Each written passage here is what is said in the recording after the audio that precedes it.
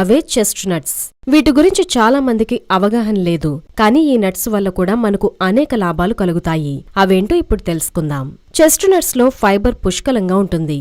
3 ఔన్సుల roasted chest nuts లో 4 గ్రాముల వరకు ఫైబర్ ఉంటుంది. ఇది జీర్ణ సమస్యలను నయం చేస్తుంది, అధిక బరువు తగ్గేందుకు సహకరిస్తుంది. నిత్యం సాయంత్రం సమయంలో ఈ నట్స్ ను తింటే ఫలితం ఉంటుంది. అలాగే చెస్ట్ నట్స్ లో విటమిన్ సి పుష్కలంగా ఉంటుంది.